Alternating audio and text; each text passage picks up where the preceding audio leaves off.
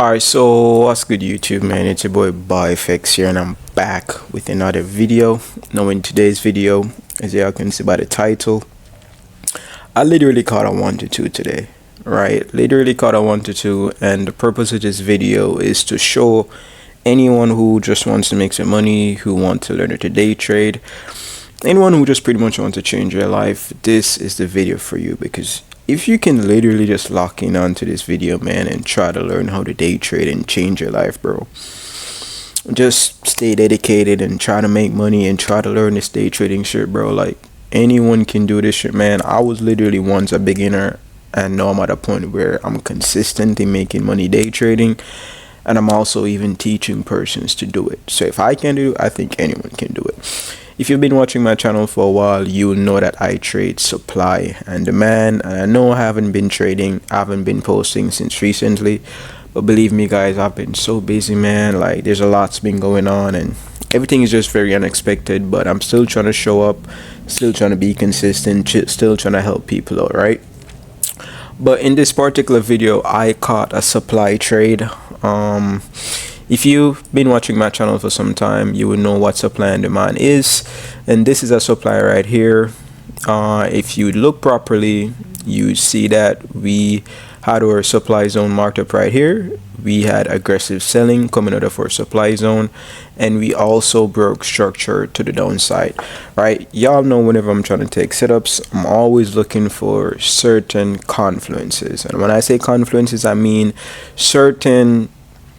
I'm looking for something. I'm looking for patterns, or the things that I would look for to take, or the things that I would look for before taking a trade. Because I don't just come to the market and press buy or press sell. No, I need to see my strategy, I need to see my pattern, and it has to be a high probability trade before I take this trade. Because guys, you gotta understand, you are investing your hard-earned money into these trades. You don't want to just throw your money onto a low probability setup and the trade end up losing. You need to only be investing your money in a high probability setup, so you have a high chance of making money. And this was literally a high probability setup in my opinion, right? And y'all already know that either I enter aggressively or I enter by the break of candle. Now in this particular setup, I definitely entered on a break a candle entry right here. As you can see, when this red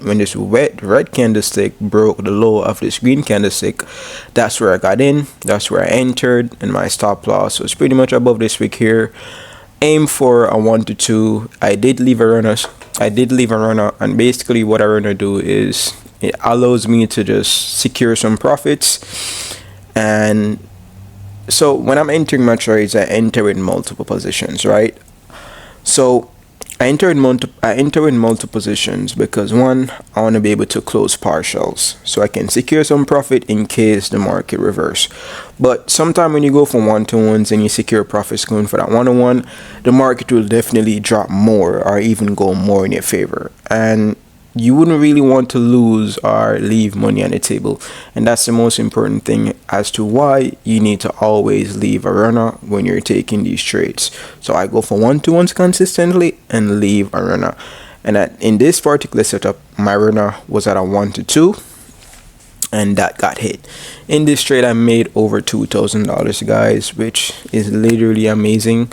I'm overall profitable for the week. I didn't actually made any videos about the trades that I take earlier this week because today is Friday.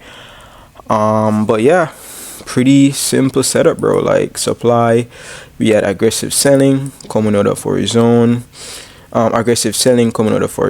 break these lows right here, and then we wait for a price to come back to our zone, which is this area right here that we marked up. Wait for price to come back to our zone, then we wait for the entry, put our proper stop loss, and then we just pretty much wait for the trade to get hit. Overall, this was a beautiful setup. I mean, let's go on a daily time frame to see what happened. Alright, so I know the daily time frame is an uptrend and I take a sell.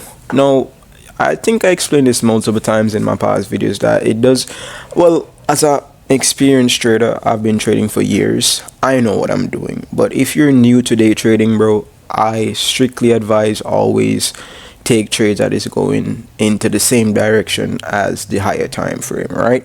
Now I took a trade that was going against the higher time frame because the higher time frame is going up, and I took a trade that was going down, right?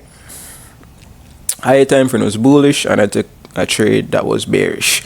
No, but as a scalper, because you're literally scalping the markets on a 5 minutes time frame, and you're pretty much in your trades for less than 5 minutes, sometimes less than 10 minutes, you can always like catch a quick move and just get out of the market before it actually goes in its original direction, right? Now, if you're a swing trader or an intraday trader where you're holding your trades for a long period of time, of course you have to take trades that are going with the higher time frame. But as I said, as scalpers where you're in the trade for a small period of time, you can definitely take trades going against the trend. But I do not advise new persons to do this. I advise persons who've experienced, who know what they're doing, who've consistently been profitable, and you can, I don't know, freestyle and do whatever you want.